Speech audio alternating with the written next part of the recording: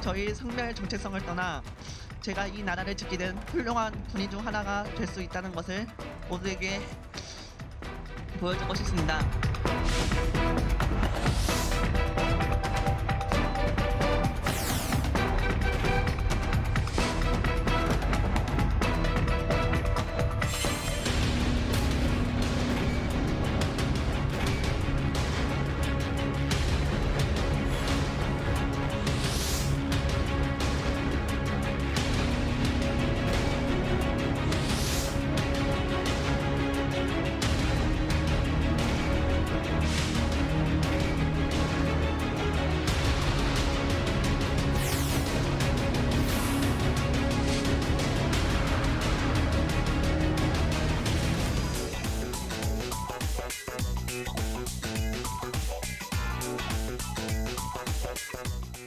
성전환 수술을 받고 여군 복무를 원했던 육군 하사관은 결국 전역하게 됐습니다. 법과 규정에 따라서 전역이 결정됐지만 세상이 어떻게 바뀌고 있나를 보여주는 사건인 것은 분명합니다. 최영일 평론가, 양지열 변호사와 함께하겠습니다. 간단하게 두 분 이 사건 어떻게 보셨어요? 일단 저는 뭐 결정된 건 아니고 논의가 이제부터 시작이다라고 봅니다. 사회적 논의가. 사회적 논의 그리고 헌법재판소까지 갈 거라고 봅니다. 헌재까지 갈 것이다. 네. 아니 소송하겠다고 했으니까요. 네. 네. 저는 어차피 어느 시점인가 올 일이 네. 닥쳐온 것이다. 이 시작입니다. 이제 앞으로 국내에서의 트랜스젠더 또 우리 사회 전반의 성소수자 문제가 계속 시작이 될 것 같습니다. 네, 알겠습니다. 먼저 강제 전역하게 된 육군 하사의 당사자의 이야기, 본인이 얼굴을 내고 인터뷰를 했습니다. 기자회견을 보겠습니다. 네, 저는 제6군단 5기와 여단 전차 조종수 하사 변희소입니다. 줄곧 마음 깊이 가지고 있던 성 정체성에 대한 혼란한 마음을 줄곧 억누르고 또 억누르고 국가를 위해 희생하고자 하는 마음 하나로 힘들었던 고등학교 시절 남성들과의 기숙사 생활 또한 이겨넘기고 가혹하였던 부산학교 양성과정도 또 실무부대에서의 초임하사 영대대기 또한 이겨내었습니다.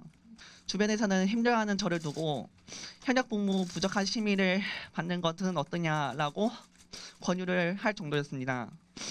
하지만 그런 권유를 받을 때마다 제가 계속 어릴 때 가지고 왔던 그런 국가에 대한 헌신하는 군인이 되고 싶다는 꿈을 생각하며 권유를 거절하고 계속 버티며 복무하였습니다.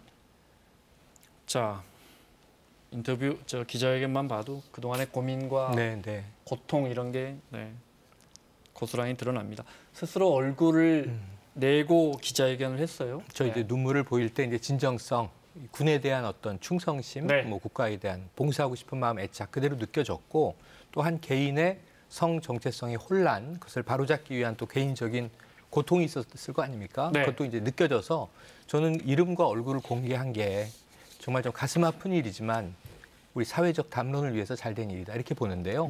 아까 처음에 제가 이제 어차피 언젠가 도래했어야 할 일이 이제 터진 것이다.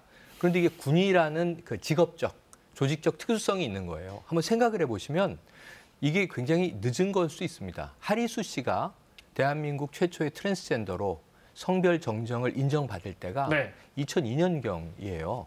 그리고 또 한번 생각해 보시면 홍석천 씨가 커밍아웃을 상당히 고통을 받을 때 조금씩 경우는 다릅니다만 그런데 이제 군 조직 내에서 성전환을 한 인물이 복무할 수 있느냐 없느냐 이걸 우리 사회가 따져야 되는 시점에 왔으니까 처음에 가야 할 길이죠. 부대에서 또 이야기를 듣고 본인이 고민하니까 힘들어하니까 상담도 해주고 사실 그 부대 안에서는 나름 수술한다니까 휴가도 보내주고 알고 있었던 것이죠. 하지만 이제 이 결정, 복무 여부, 전역 여부에 대한 결정은 그거 이제 규정에 맞춰야 되니까 군의 규정에 맞출 수밖에 없는 게 군의 특성이라 저는 육군도 이게 잘했다 못했다를 논하기 전에 초유의 사태를 맞아서 당혹스러울 수밖에 없다.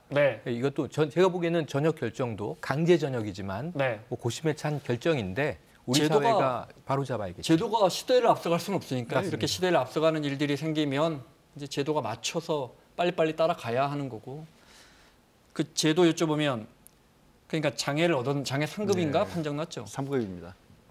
그럼 장애 얻어도 군복무를 할 수는 있는데 고의로 본인이 스스로 초래한 장애니까 그 규정이 있더군요. 예, 그렇습니다. 사실 이제 현역 그 복무를 할 수 있느냐 없느냐라고 했을 때 이 경우는 이제 비전공상입니다. 본인이 직접 어떻게 보면은 상해를 입었다고 볼 수 있는 그런 상황이기 때문에. 근데 이거를 설명을 드리기 전에 이게 어떻게 보면 이제 남성일 경우에는 사실 지금 어떤 남성의 중요 부위를 이렇게 잃었다는 것 자체가 장애가 될 수 있는 근거가 되는데 이 하사 같은 경우는 이 성별 전환 신청을 해놓은 상황이거든요. 만약에 여성의 경우라면 그것이 아무런 장애가 될 수가 없잖아요. 여성의 경우도 그런 경우가 장애라고 판단할 수 있겠느냐는 문제가 생기는데 다만 지금 그래서 이제 지금 국가인권위원회에서도 이 그 전역위원회 자체 개최를 이후로 그러니까 성별 전환에 대한 법원의 판단 이후로 좀 해달라라고 요청을 했습니다만 받아들이지 않고 현재 규정대로 이렇게 진제를 한 건데 초기에 제가 말씀드린 것처럼 그래서 이제 시작이다. 이 부분들이 현재 군으로서는 어떻게 보면 대응할 수 있는 제도나 규정이 없었던 거죠, 사실.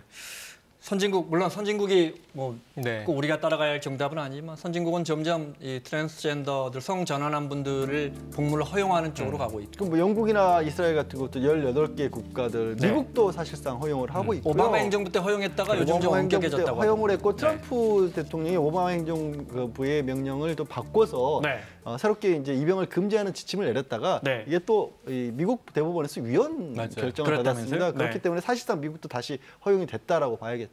해외 언론 반응을 잠깐 볼까요? 그중에 BBC, 영국 BBC는 보도하면서 그러니까 그녀라고 그녀라고 지칭을 어찌 보면 했고요. 당연한 표현입니다. 그러면서도 이제 한국이 다양성을 존중하지 않는 좀 보수적인 사회 풍토다라고 하는 비판을 이제 꼬집음을 하고 있고요. 이러면서 이제 앞으로의 과정에 주목해야 되고 지금 이제 법제도는 한국은 상당히 이런 부분에 대해서 경직돼 있지만 이 소수자들의 목소리들은 터져나오고 있는 추세다라고 이제 이 기사를 맺고 있어요.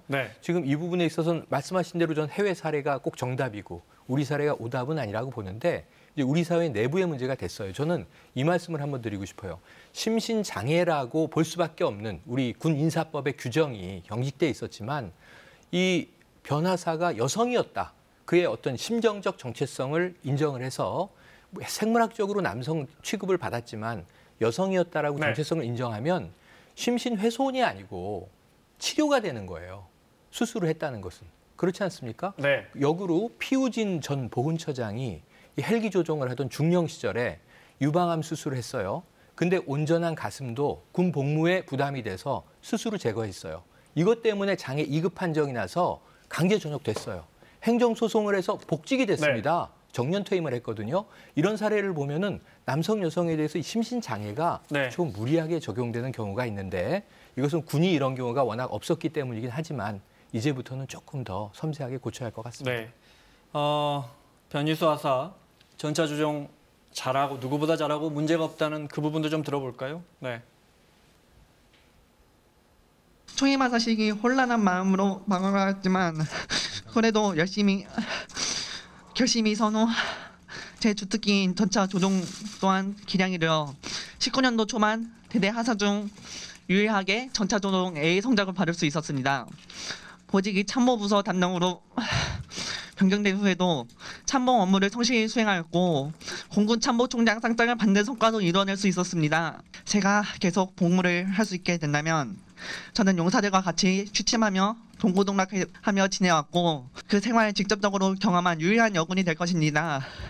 이런 경험을 군에서 살려 적재적소에 저를 배치한다면 그 시너지 효과 또한 충분히 기대해 볼 만한 것입니다. 저희 성별 정체성을 떠나 제가 이 나라를 지키는 훌륭한 군인 중 하나가 될 수 있다는 것을 모두에게 보여주고 싶습니다. 제게 그 기회를 주십시오. 저는 대한민국 군인입니다. 감사합니다. 통일!